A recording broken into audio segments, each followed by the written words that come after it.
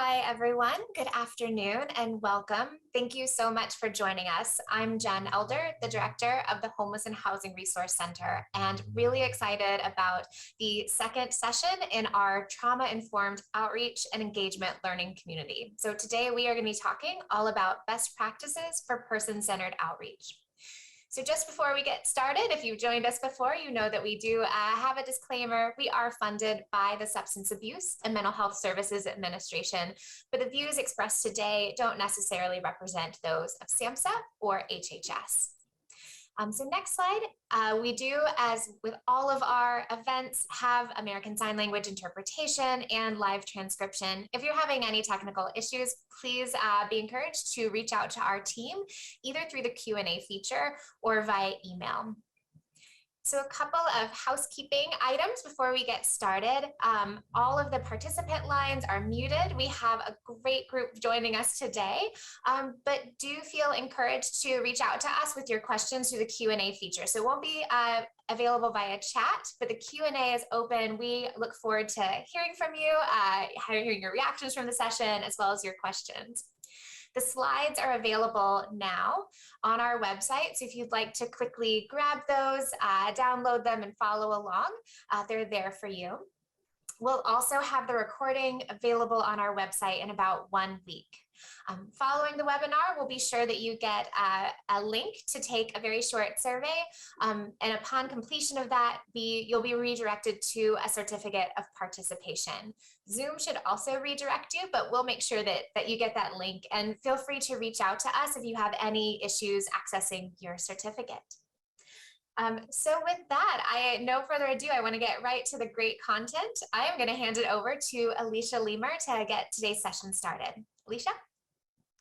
Thank you so much, Jen, and it is a pleasure to be with you today. My name is Alicia Lemer.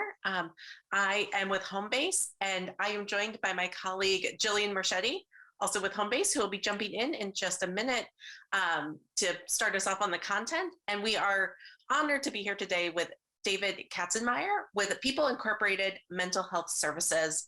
David is going to be talking to us later in today's presentation about his great work around providing direct services, outreaching, and engaging with people experiencing homelessness. Thank you so much. And next slide. We want to welcome everyone who is coming back to this learning community. If you were here for our first one, we are glad to see you again. If this is your first in the series, we are so grateful you're here, and please know that you can access the resources from the first in this series on HHRC's website.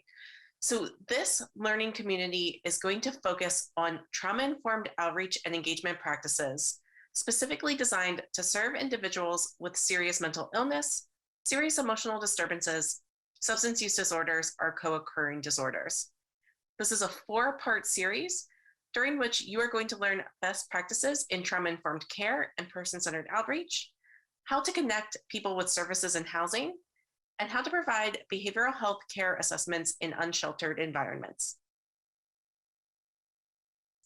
As you can see, these are the 4 sessions that we have planned. If you were able to attend session 1, that session was on trauma-informed care, responding to the trauma of homelessness. That session was really designed to lay the foundation for all of the sessions that are coming up, including today's, which is best practices for person-centered outreach. We hope that you'll join us for sessions 3 and 4, which are about making the connection to the homeless response system and providing behavioral health care in unsheltered environments. We wanted to just provide a brief recap of session 1 on trauma-informed care, because that topic is so foundational to every webinar that we're doing from here, and it's so foundational to the work that we know you're doing in your day-to-day work and your day-to-day lives.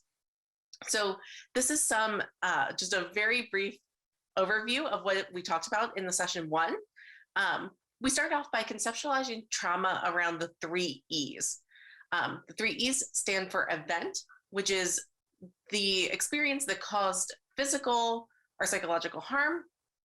The second E is experience, which is how a person responds to and assigns meaning to that event.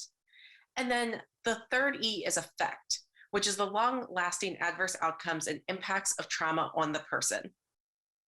We talked about how the experience of homelessness is in and of itself traumatic and can exacerbate the effect of other traumatic experiences, such as histories of violence, neglect, abuse, or discrimination. We also talked about core concepts in incorporating trauma-informed care into your work with people experiencing homelessness by realizing the widespread impact of trauma, recognizing the signs and symptoms of trauma in program participants, families, staff, and others involved with the homeless response system, responding by fully integrating knowledge about trauma into policies, procedures, and practices, and resisting re-traumatization of program participants and staff. During our last presentation, we were also joined by a fantastic community presenter, Tiffany Juarez from Battling Minds in San Antonio, Texas. And Tiffany was able to speak to the importance of creating collaborative spaces with program participants and meeting them where they are with empathy, understanding, and compassion, really how central that is to providing trauma-informed care. Finally, we emphasized the trauma-informed care is rooted in foundational concepts that people and their individual experiences matter. In understanding and responding to trauma, we need to listen to every person's story and share power in developing a plan to respond to their urgent help, housing, and other basic needs.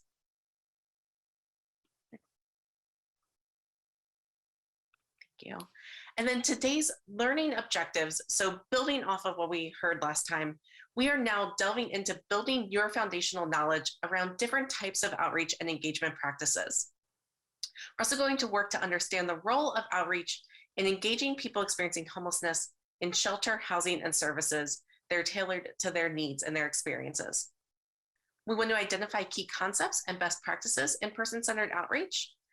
And then our presenter, David, is going to share community-based experiences and insights on person-centered outreach in the field. Awesome. Okay, so if you joined us last time, you know that we want to know more about you. We want to know who is joining us for this webinar. So if we can launch our poll number 1, we want to know what best describes the focus of your work. Is it behavioral health, physical health, homeless services, housing, social services, or outreach? We know that there's quite a bit of overlap between those different focuses. So, please choose the option that resonates with you the best. We also have an other option. If you do choose other, feel free to share that in the Q&A. We'll give a few more seconds for people to share their responses.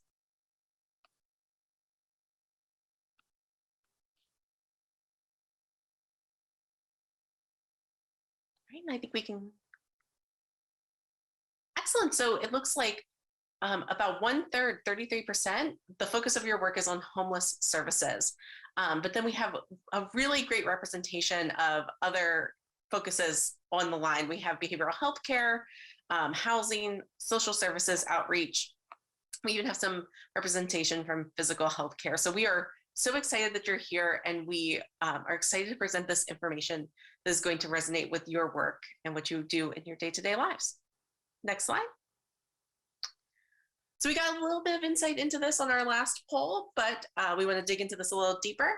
So our second poll is how much of your work is with people experiencing homelessness? So we can launch the poll, and that is, is it 100%? Is most of your work, some of your work, or just a few of your clients are experiencing homelessness? So again, this information is just really helpful for us to know, what are you doing and how can we best support you as we are presenting this information? How does your work intersect with homelessness, with housing, with health, with social services, all of behavioral health, all of those things that we know are so interrelated and connected.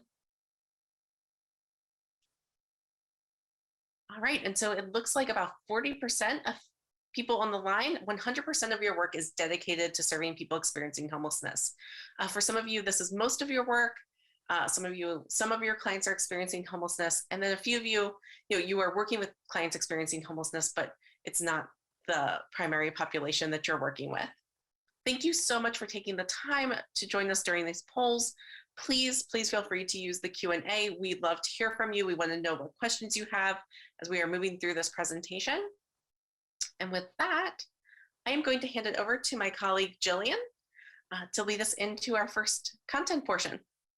Thanks so much, Alicia. Hi, everyone. Happy to be here. So I am going to go through some basic concepts in homeless outreach and engagement, and also get us kicked off and start and share a little bit of details about some best practices to incorporate into your homeless outreach. And then we'll kick it over to David to hear more specifically from his perspective on performing all of this in practice. So just as an initial kickoff of what are we talking about when we talk about homeless outreach, there's a couple different ways to conceptualize it, right? Like it's a service to actually connect with and engage with people who are experiencing homelessness wherever they may be. You can think of it as a strategy for identifying folks who are underserved and helping to make sure they get engaged with and connected to shelter, housing, and services. And really overall, it's the practice of homeless outreach is really a commitment to making sure that folks are able to access services and exit homelessness through the process of, or at least starting off with the process of really building trust and rapport with folks who can connect them to those services in that system. So thinking through outreach and engagement as somewhat separate but really overlapping services, right? So if we're thinking about outreach, it's the actual connection itself between service providers who are especially not necessarily just working in the homeless service system, but service providers who have the ability to connect with folks who are experiencing homelessness. The actual connection point, right, is that outreach piece for folks who are in need of services or supports of some kind. Whereas if we think about engagement, it's a little bit building from the outreach piece, right, from the connection point. And engagement itself is more of a process, right? It's started during outreach, but continues on beyond it, of really establishing a relationship that's built on trust, building rapport with folks who are experiencing homelessness between the outreach worker who's engaging with folks and the individuals and households themselves. And really for the purpose of being able to do multiple things, right? Including providing context for being able to learn from somebody or a household what their needs are and what their strengths are. It can be the process through which you're starting to really work with someone to define what their goals might be, right, in terms of moving towards housing or connecting to other types of services or supports. It can be the basis for, again, working with that person or those people in agreeing on a plan to start to move towards achieving those goals, whatever they may be. And then ultimately and ideally, right, connecting folks to shelter and housing and the services that they need. So thinking about why homeless outreach is so important, and some of this might be well known to those of you who are working in the homeless response system, but outreach really is an incredibly critical component of homelessness response and the homeless system service delivery, right, for a lot of different reasons. So first of all, effective street outreach can really be the way that you're reaching people who might not otherwise be seeking assistance, who might not otherwise come to the attention of the homeless service system, either because they're not able to or not interested in proactively reaching out to the system itself. It can really help ensure that people's basic and most immediate needs are met while also supporting them along pathways towards housing stability. So a lot of people who are experiencing homelessness might be disengaged from and even really distrustful of public systems. They may be reluctant to seek out assistance on their own or unaware of the ways to do that. And this can be especially true for folks who have previously either sought out assistance or been outreached to and have been for multiple reasons, frustrated or disappointed with the kinds of help they were able to or not able to receive. And so being able to build trust with folks to overcome these very understandable concerns and even fears that some folks might have about engaging in services really requires significant time and effort, and can take months and even years of relationship building, depending on the individual or the people that are in need of support. And so outreach is absolutely critical to building this kind of trust and this sort of relationship to make sure that we're both understanding what people's needs are and helping to actually connect them to the system in a way that feels safe for them and that they're comfortable with. And it's, built upon the trauma-informed concept, right, of really meeting people where they're at, both literally, like where they are physically, right, if they're staying in encampments, if they're at shelters, if they're in parks, if they're, moving around, and also figuratively, right, by offering help in a way that works for folks, and also is really built on respect regardless of folks' behaviors or their situations. Next slide. So there are lots of different types of outreach, as you can see on the slide. There's some examples here with some basic information, and we'll go over each of those just for a few minutes. So there's certainly overlap, right, across these different types, but we wanted to dig in a little bit to each of the different ways that outreach can happen. And each of them, really plays a unique role, serves a different important role in engaging folks who are experiencing homelessness and providing people with the support they need and connections to shelter and services and ultimately, hopefully, housing.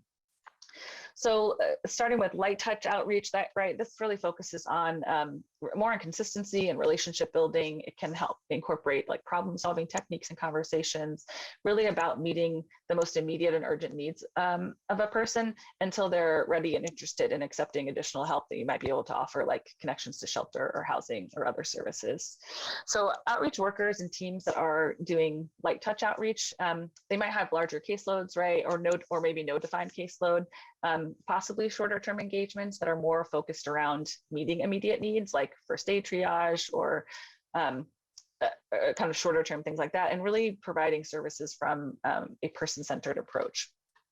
So if we shift a little bit down to housing focused outreach, which essentially builds on this concept of lighter touch outreach, but it's really focusing on developing longer term relationships to support people experiencing homelessness as they make their next steps towards safe housing. So this could be used as an entrance into shelter or transitional housing. It can also be help support placement directly from unsheltered environments directly into permanent housing as quickly as possible, depending on resource availability and folks' interests and needs.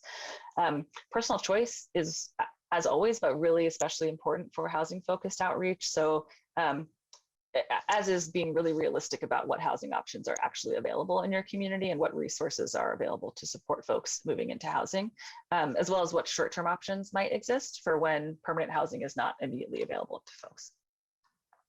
Population-specific housing, as it sounds, we're talking about outreach that's focused specifically on making connections with people within a particular population. So for example, like folks who are veterans and experiencing homelessness or youth who are experiencing homelessness. So that can look a little bit different depending on who you're trying to reach and outreach and engage with.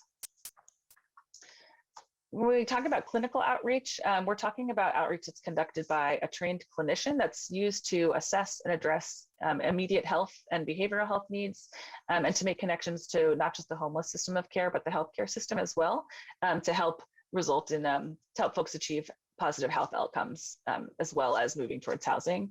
So a piece of this is ideally, facilitating connections still to shelter and housing, or an institution of care if that's the goal for the person. And as we know, housing and healthcare outcomes are really interrelated. So although we're talking in clinical outreach about focus on maybe healthcare, and a goal of it is still to connect folks to housing and supportive services that they're interested in and need to maintain their overall health as well. And then encampment focused outreach is a specific flavor that, again, as it sounds, is for folks who are residing in encampments usually, but not always, larger encampments, depends on the community. And again, it's focused on building relationships and helping connect people to shelters and housing and services. But the reason it's sort of got its own kind of tag is that it's often mobilized in communities where a particular encampment has been identified that might create a health or a safety concern for either people that are actually residing in the encampment or the surrounding area or both. And often that requires a relatively quick kind of all hands on deck action that helps connect, as many people as possible living in a particular encampment to shelter, housing, and services. In addition to, once those connections are made, restoring the environment to a safer situation. And then finally, the concept of Inreach. Inreach outreach is kind of interesting to say, but the idea of Inreach is actually efforts to engage with folks to make connections to the housing system or to housing itself before they're leaving, for example, an institution or a system of care, like leaving a hospital or leaving a jail or a prison, or the foster care system. So it's an attempt to reach in, right, to people who are still interacting with those systems before they're exited, to make connections that are necessary to keep them from becoming homeless upon leaving that system. And just one final note on this, the types of outreach, right? Like, as you can imagine, these are not completely separate types of outreach, right? There's lots of overlap, as I mentioned. Some communities or programs might only have the resources or might prioritize certain types of these, like certain ways of doing outreach. But there also might be some combinations, right? So you can imagine like a multidisciplinary outreach team, right? That is housing focused, but also includes, a clinician or more multiple clinicians to both make sure that you're focusing on both, housing focused outreach to connect folks, but also have somebody on the outreach team as well to be available for folks who have, immediate health needs or want to connect to the health system. So we're going to shift a little bit to talk about just a few key concepts and then some best practices in terms of doing outreach.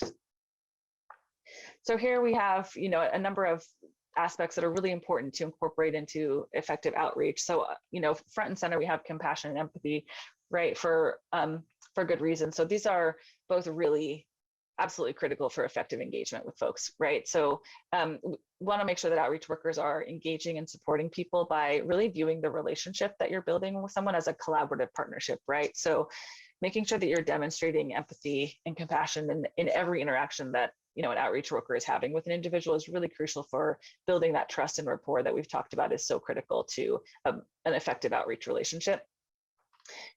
It's most effective, outreach is most effective when it is person-centered and really strength-based, right? So outreach workers should be working with people who are experiencing homelessness to create service support plans that are really based on the individual's strengths and their resources, in addition to considering their needs, of course, but not making assumptions about what a person might need, but really engaging with them to think about what their own strengths are and what their needs are that they want to focus on. As we know and spent a lot of time in the last session talking about, homelessness itself is a very traumatic experience. And so it's really, really important to, for the guiding principles of trauma-informed care and a trauma-informed approach be employed during all outreach efforts, regardless of the type, and for outreach workers to be trained in trauma-informed care. Also really crucial for harm reduction practices to be supported by anyone who's performing street outreach to help address the risks and potential harms that are related to things like alcohol or other drugs. They're really non-judgmental and non-coercive, provision of services, right? So making sure that you're incorporating the principles of harm reduction into outreach work is really critical as well.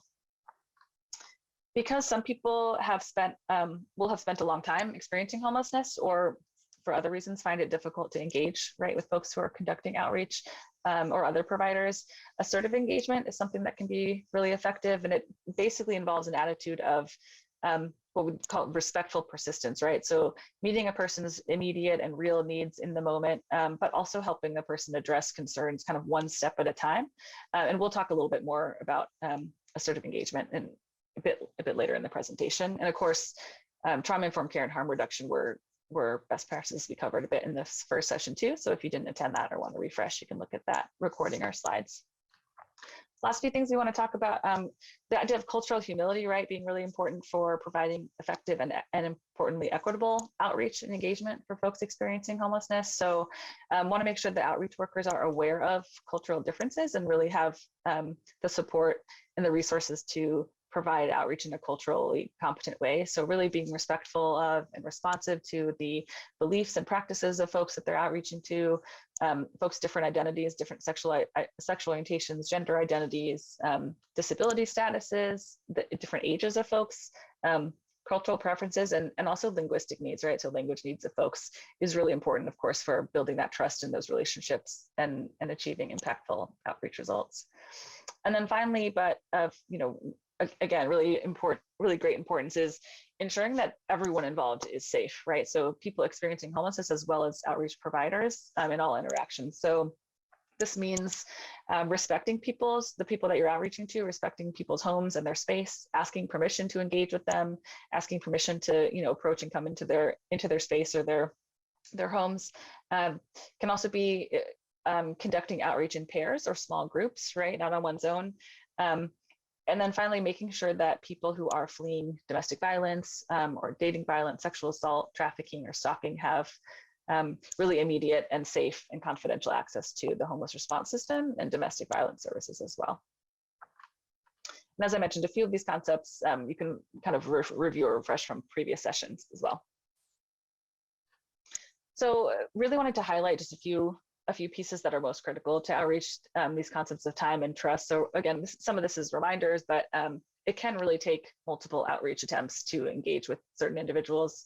And it's important to set realistic expectations both for yourself and also just in terms of the folks that you're working with, right? So sometimes the time will be necessary to build relationships, and sometimes the time will be necessary because resources that the folks might need or want might not be immediately available. And so it will be really important to maintain relationships and again, kind of communicate realistic expectations with folks as you're continuing to work with them, to engage with them after outreach.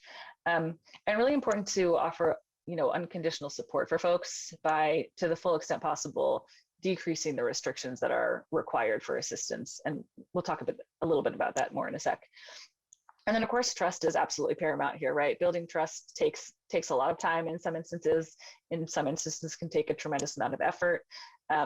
Showing up when you say you will and being consistent and delivering on the things that you've said you will is really, really critical to building and maintaining trust. And so obviously goes hand in hand with not over-promising, right? But being really open and upfront with folks about what support you're able to offer and then following through on that.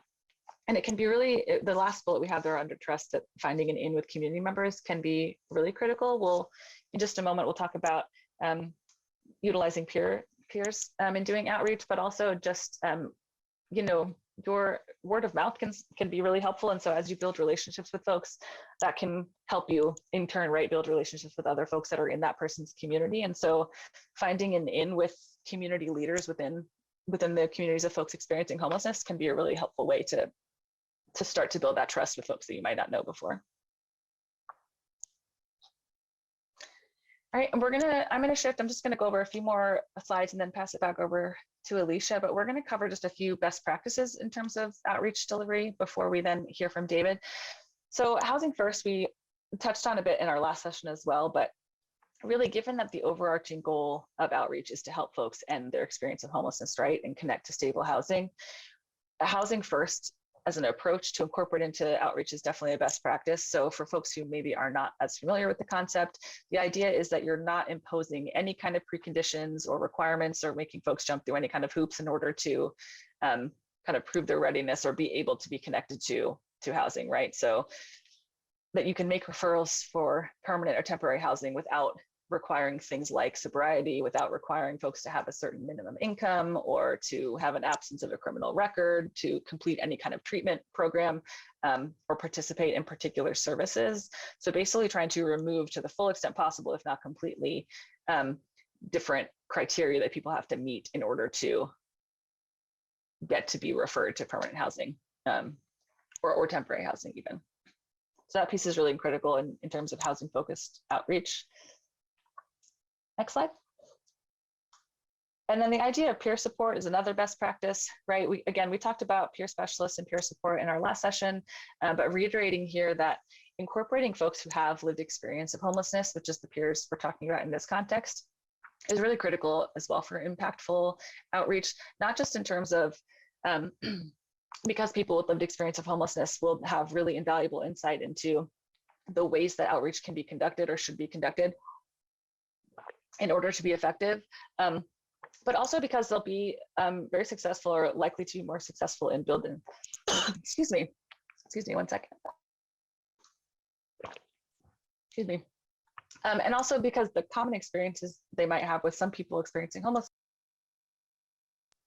can be really beneficial in establishing those really paramount trusting relationships and building the type of rapport that's necessary for outreach. And the last thing we want to just really emphasize here is how important it is to offer compensation to all outreach staff, right? Especially folks who have that lived experience. So I'm going to, with the next slide, I'm going to pass it back over to Alicia, who will go over a few other best practices in terms of doing outreach. And then we'll get to hear from David as well. So Alicia, go ahead, take it away. Thank you so much, Jillian. And just wanted to reflect on that last slide for a second about peer supports. We had a question in the Q&A about best practices around cultural humility, our good practices in terms of meeting people, particularly around linguistic needs. I think that that piece of engaging people with lived expertise and experience, in project design, in project implementation, as paid employees in your programs. That peer support piece is so crucial to making sure that that cultural humility piece is coming through. Also, there are some really great trainings out there for staff. We can try and find those to provide afterwards, but there are trainings that you can provide on cultural humility. That is an ongoing conversation you're going to be having with your staff. It's something that I think we're always learning, we're always growing with, but that is another piece. And then also, working directly with your people with lived experience that you are engaging with and outreaching to, conducting focus group surveys, working with them directly to find out what's working and what's not, what would be more helpful in terms of meeting their needs, whether those are linguistic, cultural, social, all of those comprehensive needs that you want to respond to. That peer support piece, as well as the process of engaging and getting feedback from people with lived experience, can really help respond to that. So I hope that is helpful in answering your question. As Jillian mentioned, just a few more best practices, guiding practices to share with you. We realize that all of these could probably be a webinar in and of themselves. So we really appreciate, this is the high level introduction to these best practices and these concepts. So, we really encourage you, if some of these are really speaking to you, if you really want to dig into these more for yourself, for your staff, for your colleagues, there are some great resources out there through SAMHSA as well, HHRC. So the next best practice we're going to talk about is motivational interviewing. And this is a style of working with a program participant that focuses on allowing the person to direct the change rather than telling them what they need to do. Motivational interviewing is a person-centered way of being with program participants and supporting their journey. It is based on the stages of change and the belief that motivation is fluid and can be positively affected together with trust and conversation.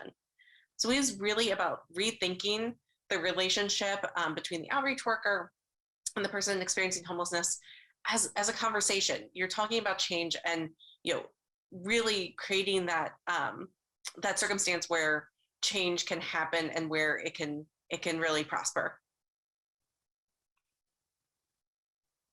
There are two kind of core concepts around motivational interviewing that we want to talk about on this slide. I know you probably have a lot of acronyms in your day-to-day work. We are going to add two to that list. The first is PACE, which is really more around the foundational concepts of motivational interviewing.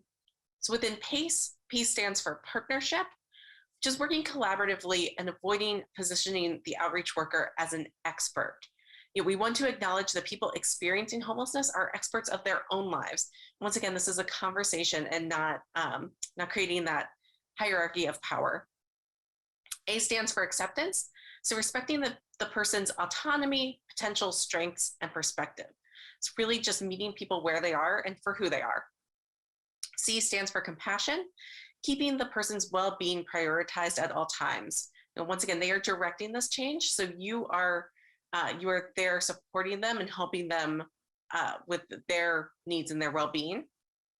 And then E stands for evocation, which is recognizing that people have within themselves the resources and skills needed to change. The second core concept here, and this is really more about how to conduct motivational interviewing, is ORS. And that stands for O, open questions. So really asking more than those short yes or no answers that you might be getting if you ask something like, do you want to move to a safer place? Instead, we want to switch to asking more open-ended questions, such as, what advantages do you see to moving to a safer place? Really trying to create conversation and building that rapport along the way. A in ORS stands for affirmations, which are positive comments about strengths, efforts, and past successes to help build the person's hope and confidence in their ability to change. That you build on that then with reflections, which are based on careful listening and that really active listening that you want to do when you're having a conversation, and trying to understand what the person is saying by repeating, rephrasing, or offering a deeper guess about what the person is trying to communicate. So we're providing those affirmations, we're asking open-ended questions, we're reflecting on what we're hearing so that the person that you're interacting with knows that you are there, you are present in the conversation, you are listening, and then you want to summarize. And that is how you capture those larger reflections, the larger takeaways from your conversation, and ensure that you have a shared understanding that reinforces the key points made by the person. So those are some strategies around motivational interviewing. Once again, really focusing on that person-centered approach and how we have a conversation. Next slide. Thank you. And then the next best practice we want to talk about is critical time intervention. And that is a time-limited, evidence-based practice that mobilizes support for vulnerable individuals during periods of transition.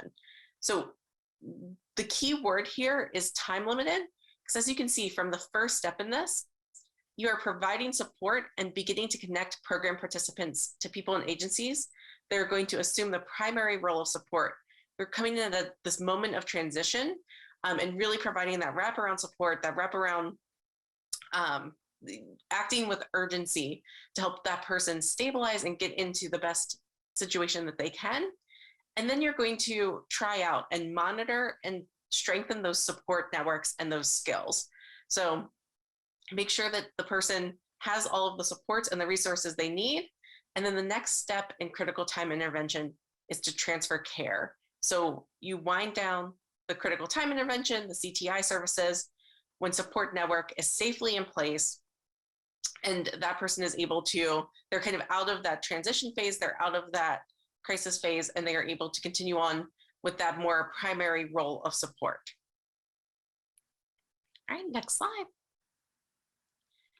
And then the final best practice that we are going to talk about before handing it over to David is assertive community treatment. And Jillian talked about this a little bit earlier, but assertive community treatment is a very well established best practice, and really it's pretty widespread in terms of having an integrated team-based approach that is designed to provide comprehensive community-based supports for people who are trying to attain or maintain housing. Now, this is going to look different community to community, but one of the key characteristics is that an assertive community treatment team is comprised of professionals that provide wraparound services directly to the program participant. That may include a range of different professionals. We have some examples here like clinical and medical staff, psychiatrists, doctors, nurses, substance abuse specialists.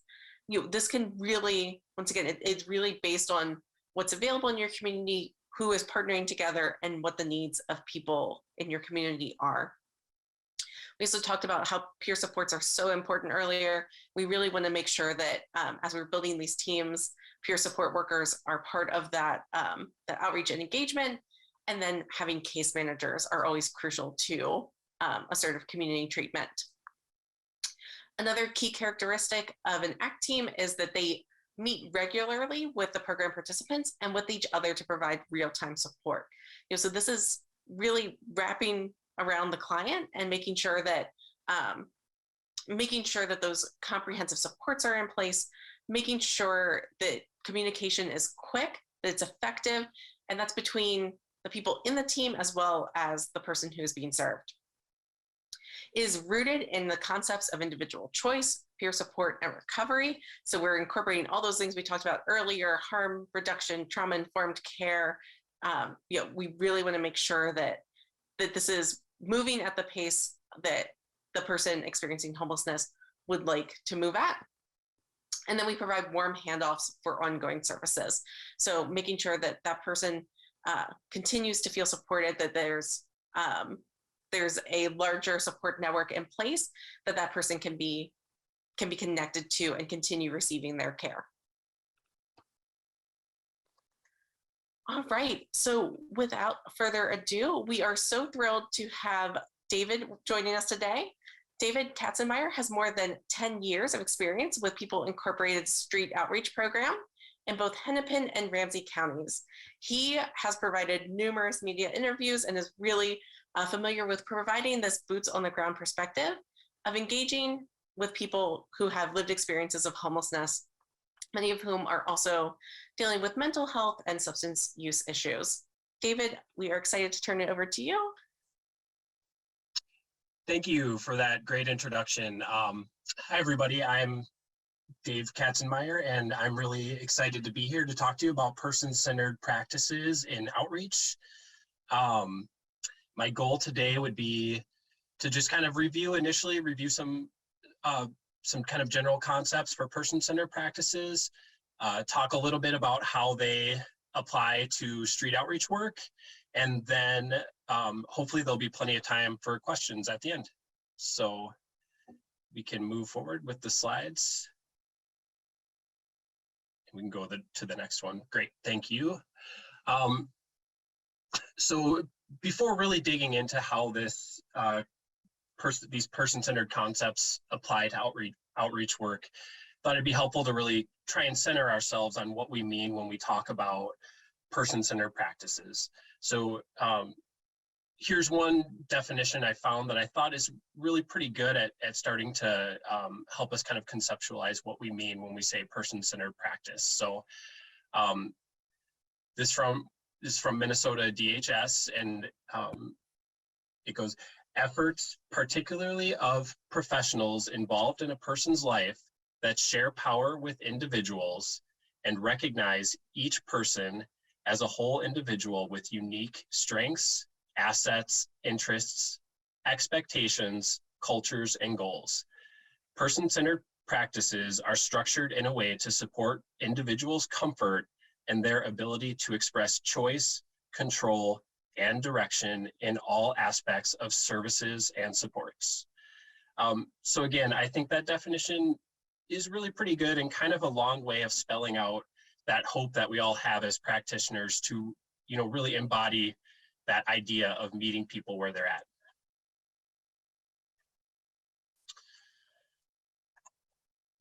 So as we've talked about this concept of meeting, it's been mentioned already a few times today, meeting people where they're at. It's something we say a lot, and it's something that I say a lot, but what does that really mean?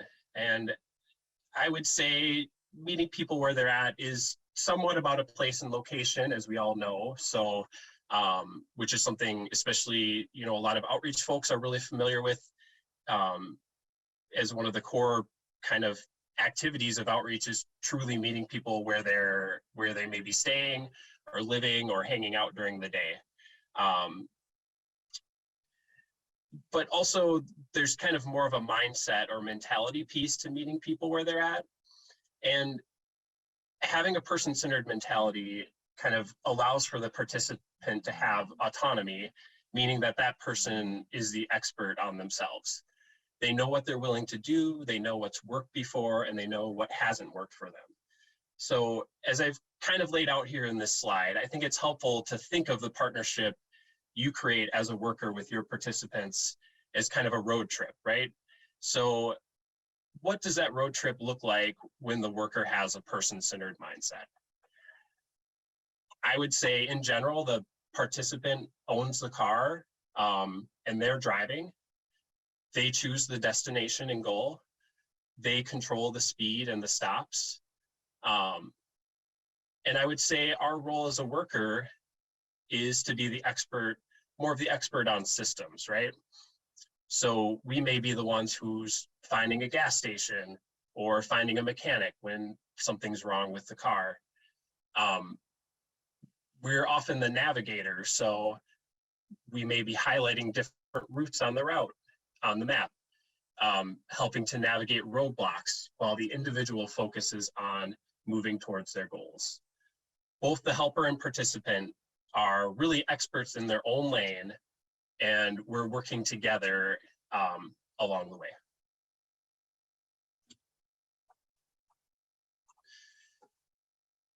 So now let's look at the street outreach model and how it is set up to facilitate person-centered practices.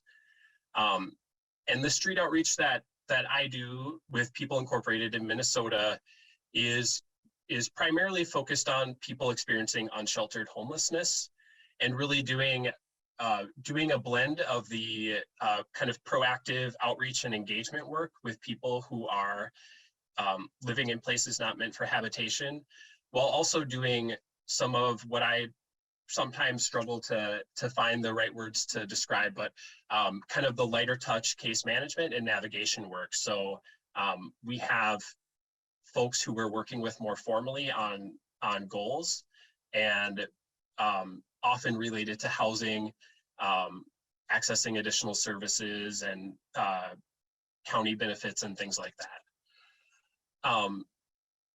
So as we talked about, street outreach is, as a service for us, is set up to proactively go out into the community and places where people are living homeless, whether it be encampments, parks, libraries, day centers, places like that.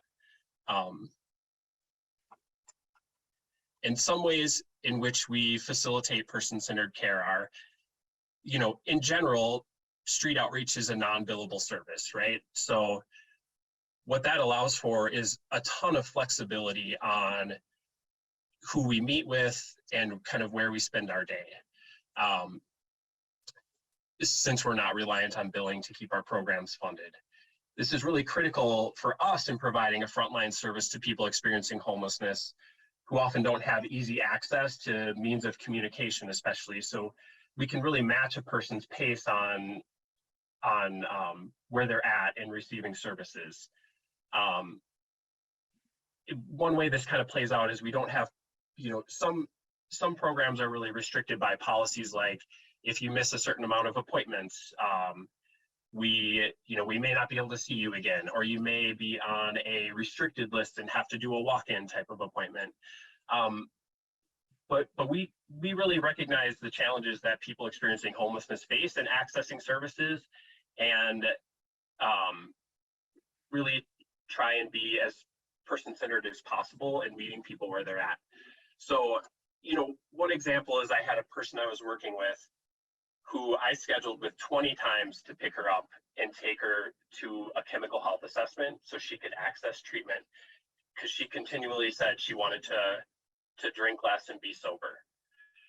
Now, she no-showed every single one of those appointments, but it was the 21st time that she showed up. And I think it's easy to kind of fall into the trap of thinking, oh, well, this person didn't show up 20 times in a row, so they must not really, want this thing that they're telling me they want. She must not want to go to treatment. But I would encourage us to take a strengths-based approach and think about, how can we view it through that lens?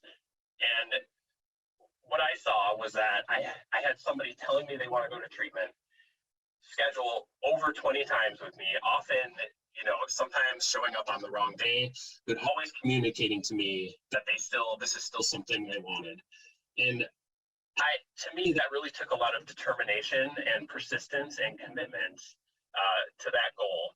And it doesn't mean that we shy away from the conversation about, it doesn't mean we do the same thing over and over again, right? It means I talked to that person about, okay, so it didn't work yesterday for that appointment. Is there something we can do differently? Can I meet you somewhere different? Where would you normally be hanging out during that portion of the day? Do you want to come to me somewhere? So kind of really being creative in different approaches to get somebody to where they need to go. As we've talked about too, mobility is really a strength in providing person-centered care through outreach. We're not really confined to an office. We have a lot of freedom and flexibility to go where people need us to be. We also don't really have, obviously, safety is important, but we don't have a lot of restrictions around, we can drive people places where they need to go, and things like that.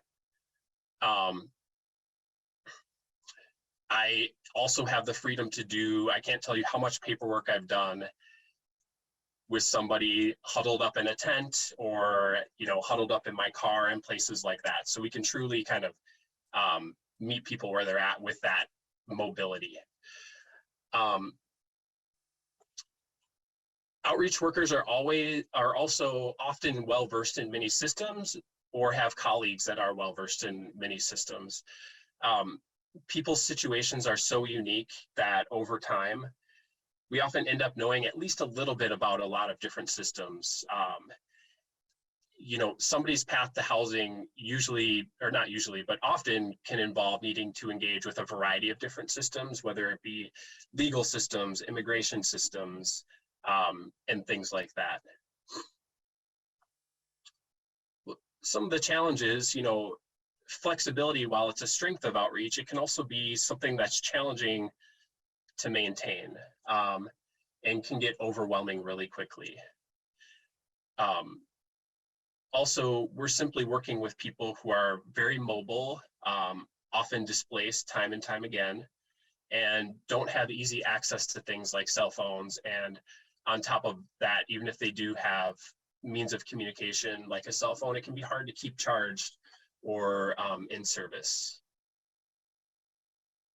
We're also often working with people in whom resistance is somewhat ingrained, often due to past experiences of trauma and also past experiences of seeking help that ended up being bad experiences, and people's hope and trust have kind of been eroded over time. Lastly, as a lot of us probably know, the resources in our communities don't always align with the need, especially for housing.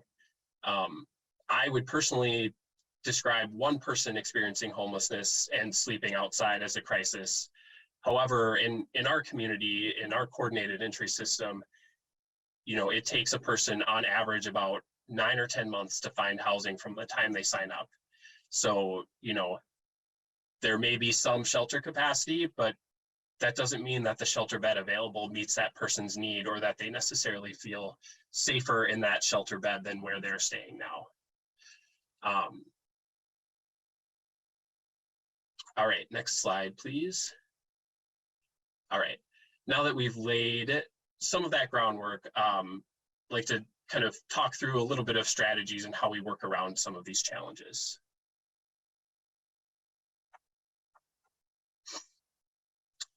All right, I think, either a great place to start or something to kind of return to is really thinking about creating a foundation for the outreach work that you're doing, and really start to map out who you are and what you do as an outreach team. I know for us, and the outreach that my program does in St. Paul, Minnesota, the past couple of years have drawn us in a lot of different directions. So these are questions that I think we're starting to look at again. And some of the questions that, we're looking at is who is your target population? Are you being deliberate in who you engage with, and how do you prioritize within that population?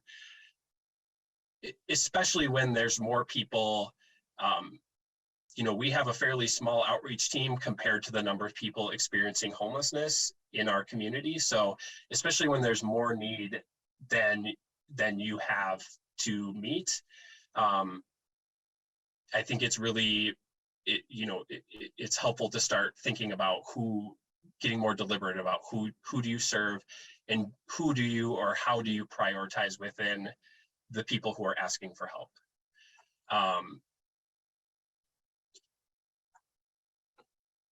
In my experience, there are people who will readily offer or readily accept offers of assistance and that are easy to find and communicate with. And there are also people who express more ambivalence and take a lot more effort to find and maintain communication with. So that's one area where, we try and find some balance to not just provide services to the participants that we see the most, but also making sure that we're serving people, who need the service the most also.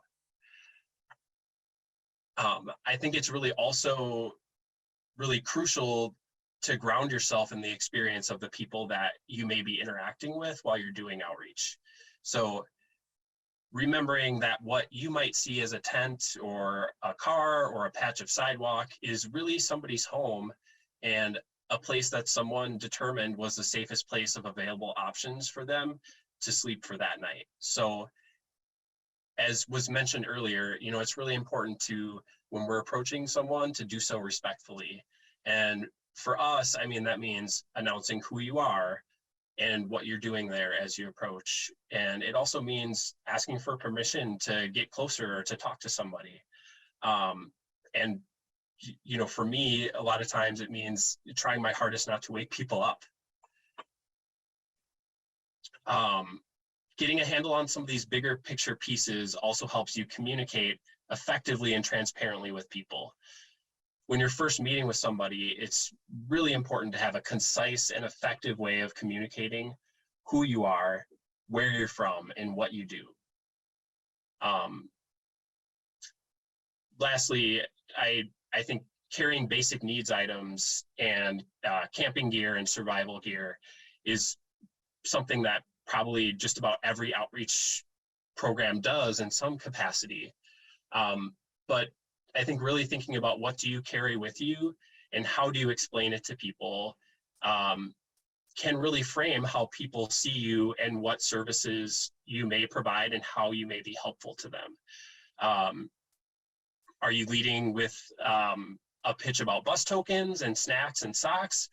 Or are you leading with an explanation about services and the bus tokens and socks and snacks are secondary to that service? I don't necessarily think there's a right or wrong answer, or that your approach can't be different with different people and in different situations, but just having that awareness that these things kind of set the tone for how that relationship and engagement will go. And gear can be a really powerful tool. I remember one man I was working with for a long time ago who was living with schizophrenia and camping under a bridge in Minneapolis. And for months, we would have very pleasant but brief interactions, and he had no interest in talking about services or housing, would not accept anything I offered him. I tried everything from like socks to sleeping bags to just everything I could think of and had at my disposal. But over time, I began to notice that he listened to music on a Discman with headphones. And so one day I brought out every kind of battery I thought that Discman might take, and I offered it to him. And when I did, his face, lit up. And literally after I gave him the batteries, he asked me, wait, so what else do you do? And outreach stories don't always have clean endings, but this gentleman, we ended up working together over the course of about a year and getting him connected to an ACT team for medication and mental health care. And again, as outreach stories often don't have a clean ending, he, eventually ended up disappearing and I never saw him again. But in that case, the gear really was kind of the entry point to getting some more services in place.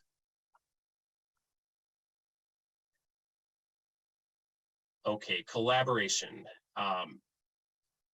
And it's really important in outreach to recognize that, the people that you're working with are often in situations where their basic needs are not easily met. And they may be, in the midst of experiencing different types of trauma.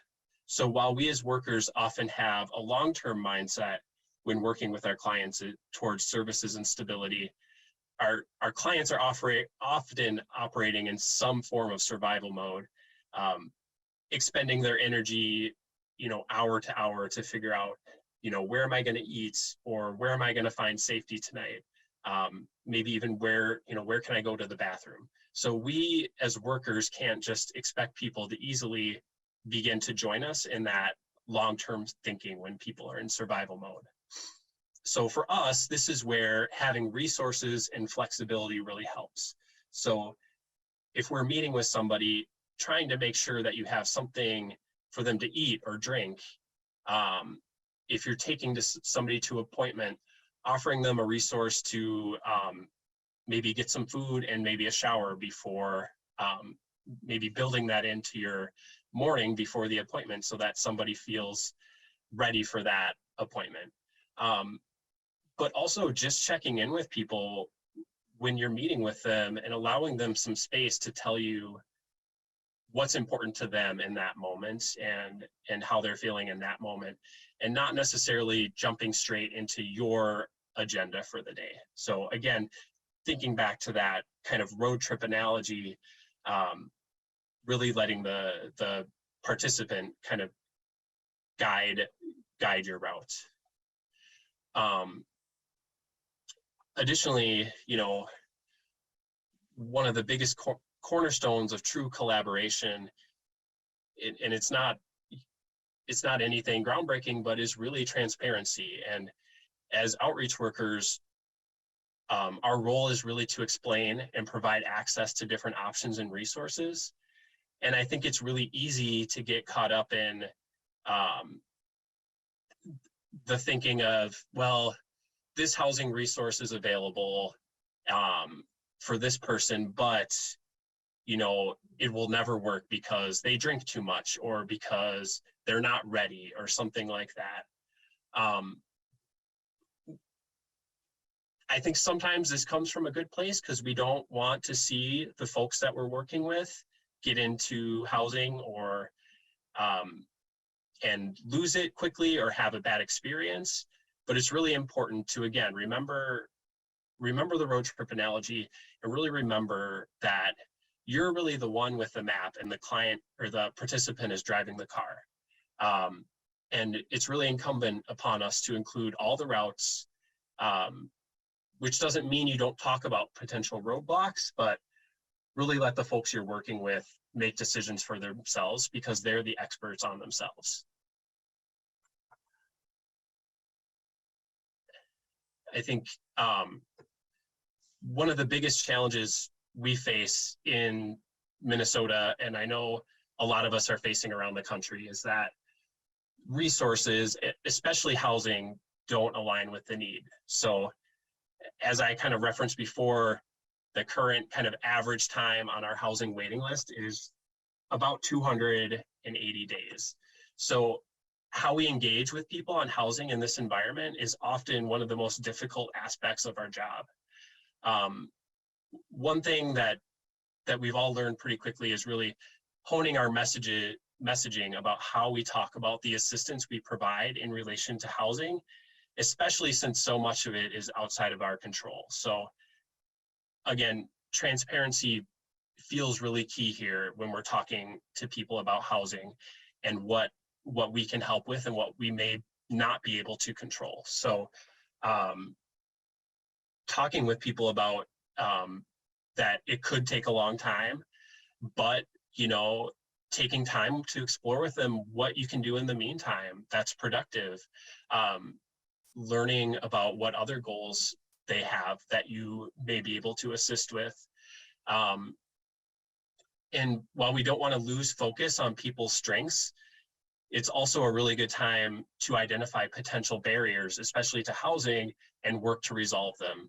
Things like identification, accessing supportive services, verifications, resolving warrants are all things that are essential to housing, but can take a lot of time sometimes to kind of unravel and take care of. And again, with working with resistance, and I know there's I noticed a couple questions in the Q&A about this too. Some people, there's kind of a spectrum really. Some people just readily and quickly accept offers of assistance, and some people seem to reject every offer, and some people most people fall somewhere in between, or maybe move to different parts of that spectrum on different days. Again, we've talked a lot about flexibility, but curiosity and patience are also, really key. So for us, especially when somebody is offering up a lot of resistance or ambivalence when we're talking about resources or housing or different services, I think curiosity is really is really a key component. So see if you can find something that you can help them with, however small or insignificant it might seem to you. And again, patience. A lot of people we work with have tried to access resources in the past. So it may just take time and following through on smaller things to build enough trust in that relationship that somebody's willing to work on some of those longer term goals with you. Just sometimes just telling somebody like, I'll be back tomorrow with that sleeping bag you needed, and following through on that, little things like that really start to get that ball of trust rolling down the hill. And again, we talked about motivational interviewing, but really keeping that motivational interviewing mindset when you're asking people questions. So if we ask somebody who is offering some resistance, do you want housing? You may, I would encourage you to reframe that question to something like, if there was a housing option available to you, what would it look like? And I would think you're probably going to get better information if you reframe some of those type of questions through a motivational interviewing lens. I know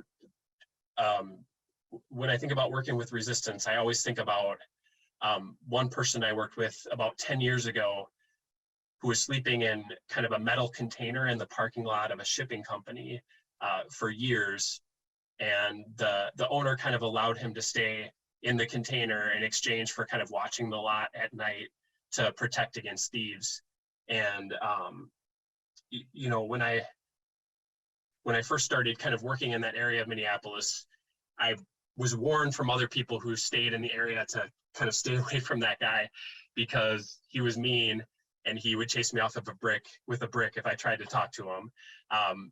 So of course I decided, like, I've got to try and meet this guy. So I did eventually go back there and talk to him, and I found him very pleasant to talk to. And at first he wouldn't accept anything from me, but over time we began connecting more and more every couple weeks, just for kind of some basic need type stuff and camping gear. I found out, he had never really received any kind of government assistance, like no food stamps or health insurance through the county or anything like that. He had kind of prided himself on working his whole life and didn't want to take a handout. And this kind of pattern went on for a really long time, and I got to know him better. I talked a lot about what I did and what types of different housing resources and other resources were available to him. What it might look like if we referred him to a program where he might have his own apartment and things like that. But he kept expressing that he preferred the independence of his current situation over a potential apartment. So I revisited every once in a while, but I mostly left it alone and just kept up with our regular checkups. And then eventually he experienced a medical emergency and ended up hospitalized. And when I met with him at the hospital, he talked about, sleeping more comfortably there over the past few days than he had over the past dozen years combined. And we were eventually able to get him connected with benefits, and we were eventually able to get him into a supportive housing program. And, it was really, in that case, I think sometimes people get discouraged when people are offering resistance and not following through on things. But, really patience with building rapport and trust and engagement with folks and staying patient is just so critical, because people's situations change sometimes, and their motivation changes, and you want to be there when they're ready to try something different. So and I've always felt like that person kind of really embodied that for me. So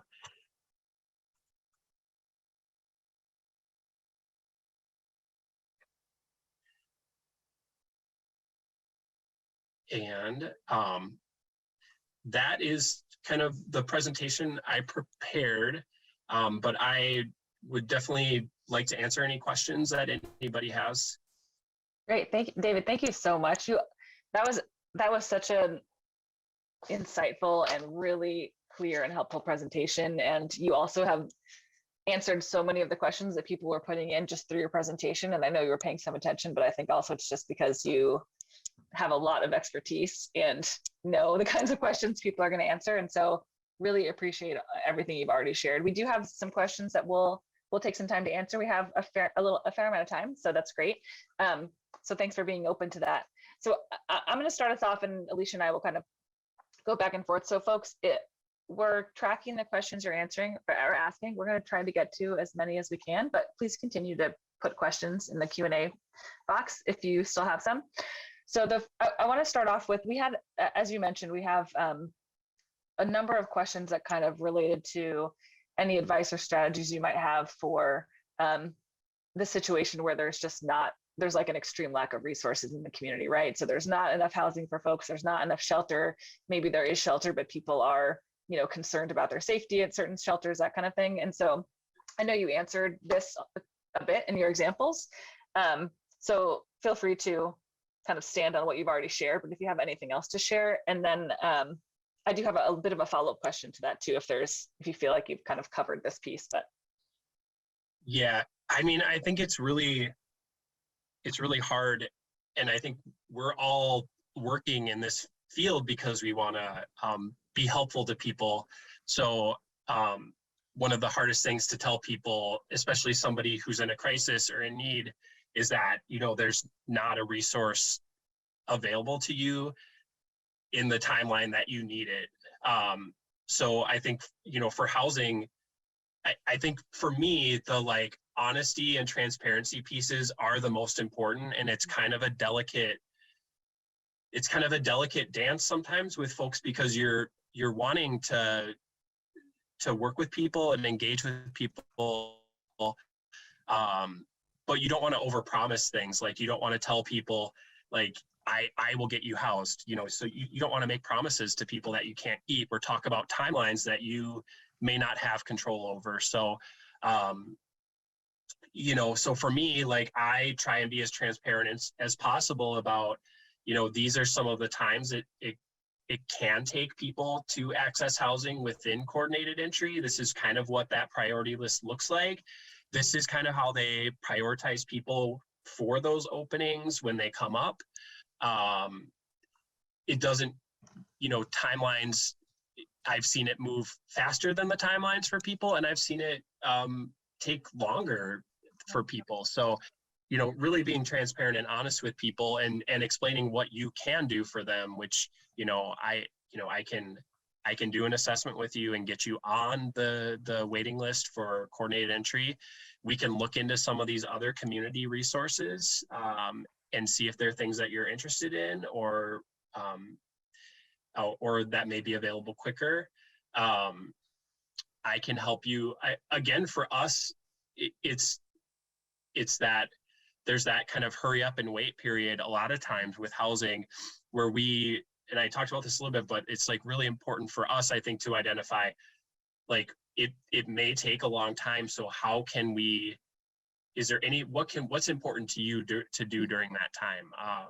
And whether it just be kind of maintaining some contact, so that when something does come up that we can help with, we can kind of execute on that quickly. Or also, identification can be one of the,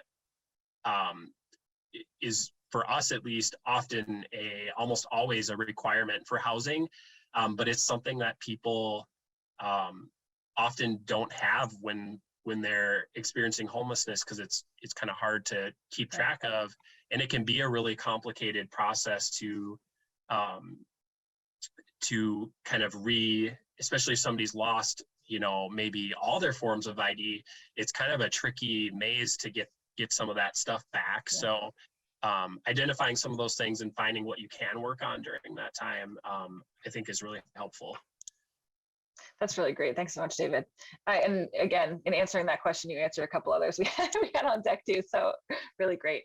I do have the follow-up question I wanted to ask relating to everything you're sharing, because, especially outreach teams sometimes are connected to providers that provide, housing and other resources, but sometimes not. And so there's not necessarily control over the resources that exist, right, in your community. So I'm wondering if your organization or you're aware of organizations who have been able to kind of take all of the great information that you learn from doing outreach, and whether that's like actual hard data or kind of more anecdotal, to kind of package or share that information to demonstrate like what the specific needs are for your community, to maybe like what types of additional housing resources seem to be most needed, or if you have recommendations for adjustments and that kind of thing. Curious if you've been able to do any of that kind of packaging or sharing of information. Yeah, I mean, we have in a lot of ways, but I think housing is just so complicated to execute and takes so many layers to execute. I at least with us, I found it harder to, a lot of that information gets shared, but it's harder to kind of execute on. I mean, we've seen, especially when COVID funding came in, we saw a lot of traction on getting better shelter options in our community. So for example, we didn't have shelter options previously for people who were coupled, where they could stay together. And so there's a lot of, so I know, when some of that funding came in, there was a lot of talk with people like me and like the different outreach providers in our community about like, how can we use this funding to design shelter that will be more attractive to people who are living outdoors. And so there's a lot of work on single room occupancy shelter, couple shelters, adding in more women's beds and things like that.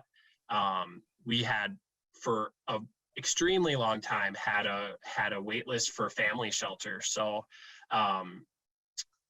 we added in some family shelter. So and now that some of that funding's going away, and some of those those shelters are going away, which were more attractive to a lot of people, not everybody, but to a lot of people outside. So now that some of those are going away, I think one of the big learnings was that those are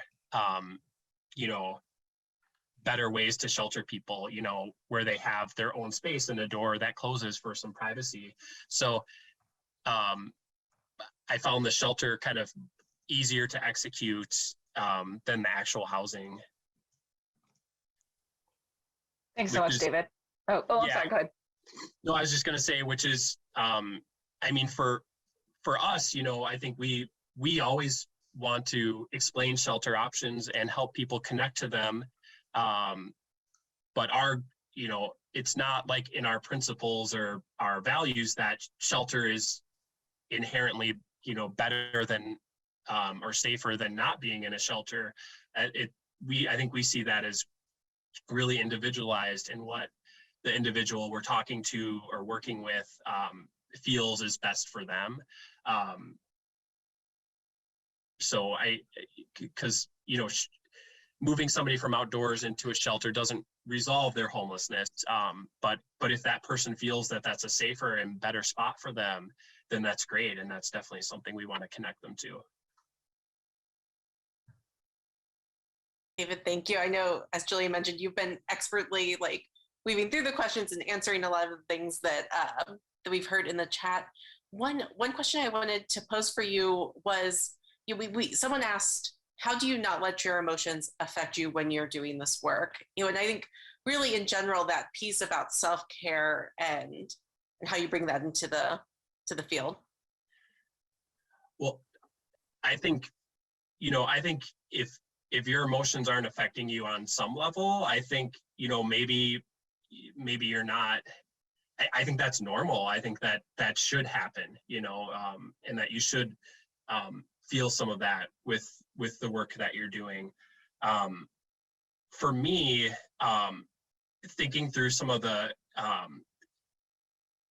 really thinking through some of the bigger picture pieces about what do we do as an outreach team? What do we help people with?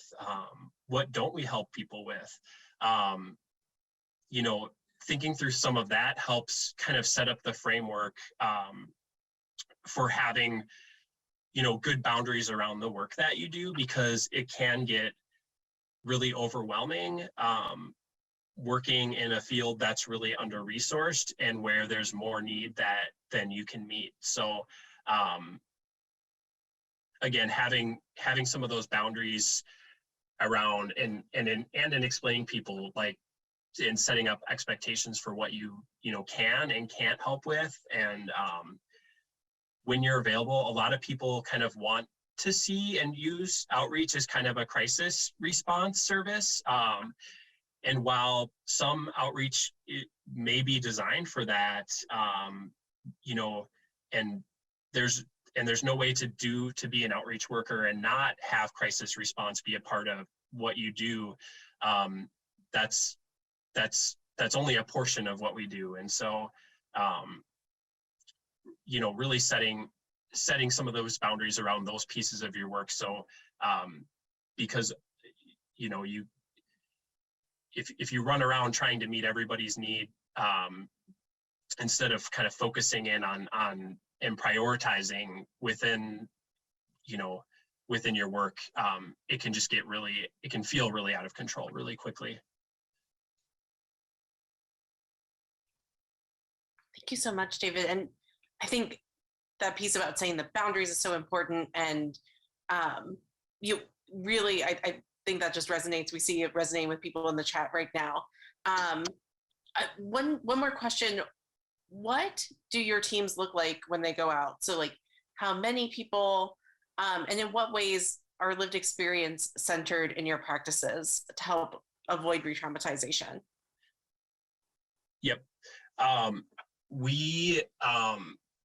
So we always, when we're doing, so we kind of structure our day with, you know, most of the kind of proactive street outreach work we're doing mostly occurs in the morning or early afternoon. And that kind of outreach work of going to encampments or going to kind of parks, maybe where people are hanging out and places like that, that would always occur with at least one other partner. And then we also have a mobile mental health professional and a chemical health professional who partner with our team a couple times a week in some of that work. And then we also, over the past few years especially, we've partnered more with other agencies providing outreach that is similar to ours in the community, to kind of create cross-agency teams to go out. So there's like another agency that does outreach to that, like us, that primarily is focused on single adults. And so we have some teams that go out together. We've gone out with the veteran specific outreach workers. And so a lot of that has, you know, is beneficial to the folks who we're seeing. But it also helps kind of build a community of outreach workers and network and resources within our own teams and community. And we've also kind of especially over the past few years, kind of coupled that kind of proactive outreach, you know, what you think of as street outreach when you kind of envision it in your head, with having some kind of anchor points throughout the week. So we have kind of some drop-ins during the week. We have one at the library, the kind of downtown main library in St. Paul. We have one at the main day center in St. Paul. And then we have a couple kind of drop-ins at the some of the suburban libraries. And those kind of serve as a place where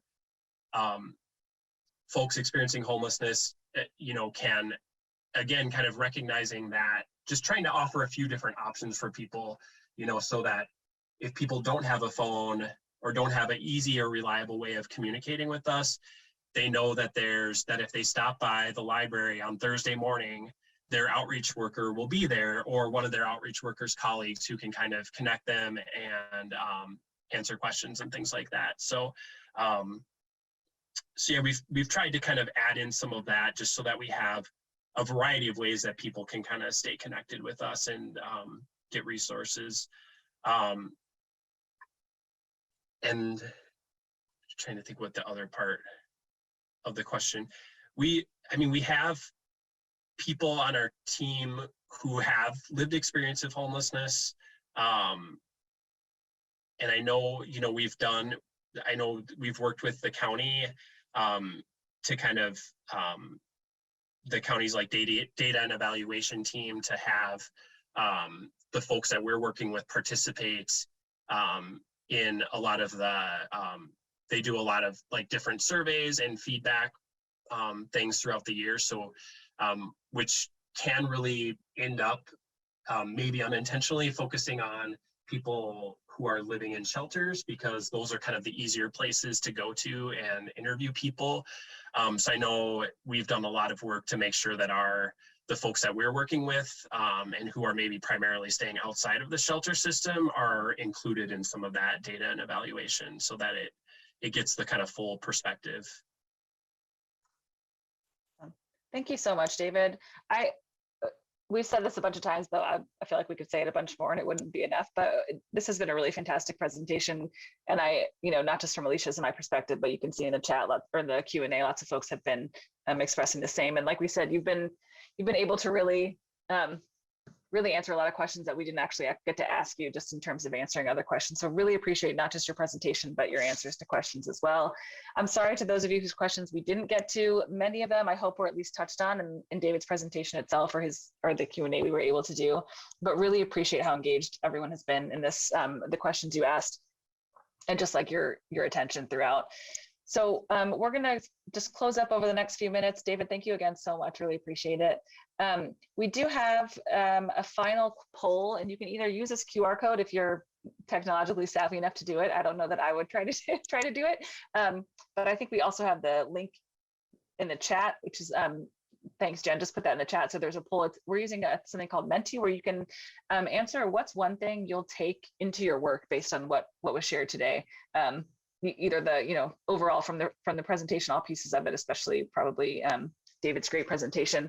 We're curious to hear from folks what one thing you'll take from what you learned today into your work that you do. And so you can click that link and directly answer in the Menti. I think, are we sharing that? Yeah, great, thank you. So there's lots of folks on the call, which is fantastic, but also means we'll try to scroll through some, but just wanted to give folks a sense to see what each other are saying. Really appreciate you all answering this question. It's always great to hear people specifically let us know what resonated and what will be most useful for them to actually put into practice after these sessions. So thanks so much. Please keep answering those. These are really great for you all to be able to see from each other, but also for us to take away and know what was useful, so we can inform our future presentations as well.